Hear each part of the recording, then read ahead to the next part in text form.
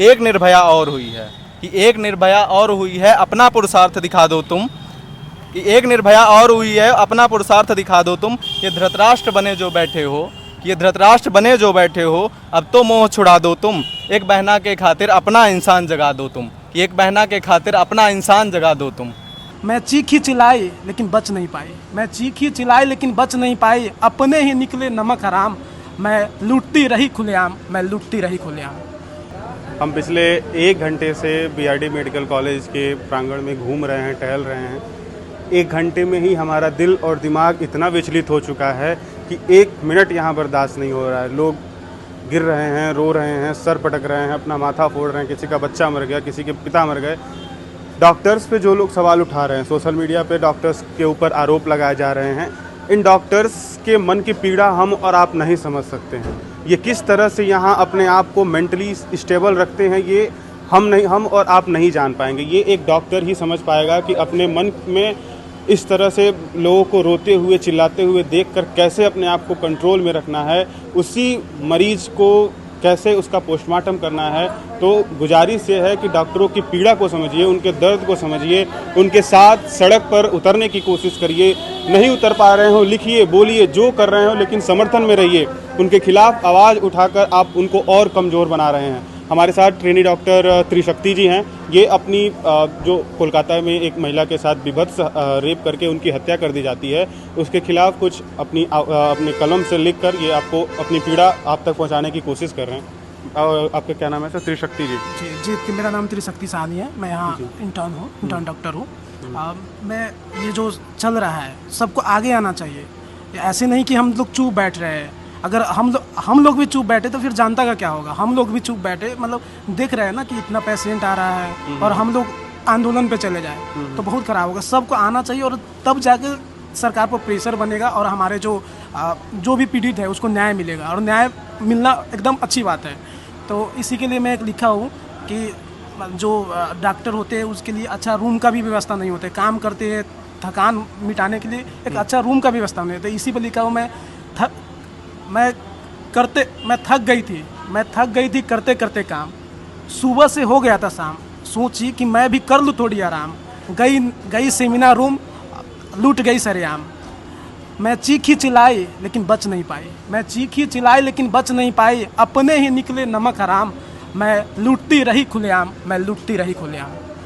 और ये इनके मन की पीड़ा है, व्यथा है, जो इन्होंने अपने कलम से लिखकर आप तक पहुंचाने की कोशिश की है। अगर डॉक्टर्स के दर्द को समझना है तो आप मात्र 1 घंटा किसी ऐसे मेडिकल कॉलेज में जाकर खड़े हो जाइए, वहां आपकी रूह कांप जाएगी।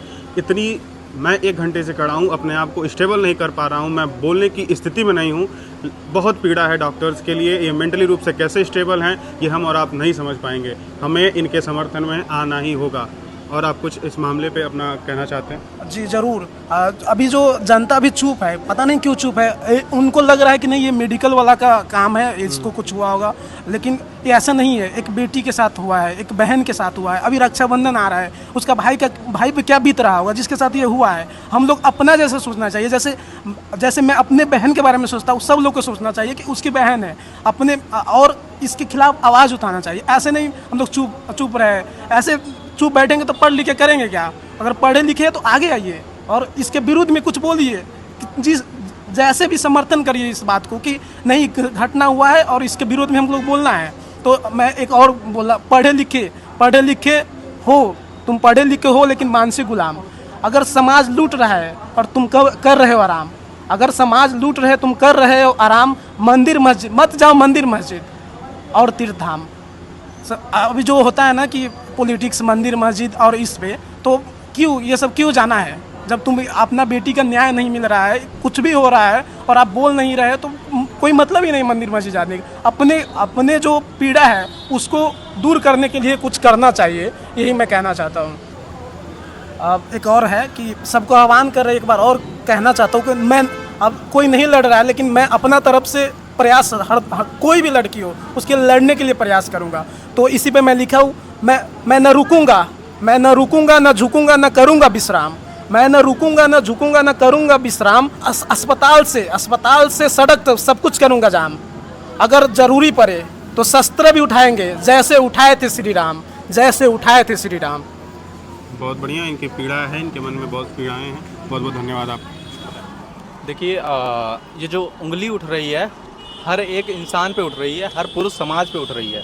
तो मैं पुरुष समाज को अपनी एक पोइट्री के ज़रिए में कुछ कहना चाहूँगा कि शर्म करो तुम सब खुद पर, कि शर्म करो तुम सब खुद पर, आवाज़ उठ रही है तुम पर, कि शर्म करो तुम सब खुद पर, आवाज़ उठ रही है तुम पर, थोड़ा तो लाज बचा लो तुम, कि थोड़ा तो लाज बचा लो तुम, बन राम सखा दिखला दो तुम, कि थोड़ा तो लाज बचा लो तुम, बन राम सखा दिखला दो तुम, कभी तो परसों का तेज दिखाओ, कि कभी तो परसों का तेज दिखाओ, कभी कर्ण सा साथ निभाओ, कभी सारथी अर्जुन का अपना कर्तव्य निभा दो तुम, कि बन सारथी अर्जुन का अपना कर्तव्य निभा दो तुम, एक निर्भया और हुई है, कि एक निर्भया और हुई है, अपना पुरुषार्थ दिखा दो तुम, कि एक निर्भया और हुई है, अपना पुरुषार्थ दिखा दो तुम, ये धृतराष्ट्र बने जो बैठे हो, ये धृतराष्ट्र बने जो बैठे हो, अब तो मोह छुड़ा दो तुम, एक बहना के खातिर अपना इंसान जगा दो तुम, कि एक बहना के खातिर अपना इंसान जगा दो तुम।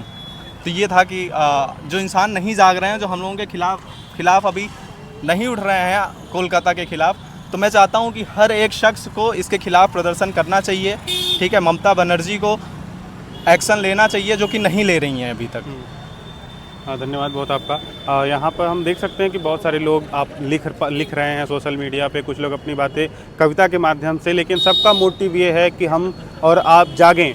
इस देश में हर दिन अगर रिपोर्ट पढ़ें तो हर दिन हर 1 घंटे 2 घंटे पे बलात्कार का कहीं ना कहीं केस रिपोर्ट होता है। इस विभत्स घटना के लिए इसकी जितनी कड़ी निंदा की जाए उतना कम है। इस मामले में बंगाल सरकार का जो रवैया है वो बहुत ही भेदभावपूर्ण है।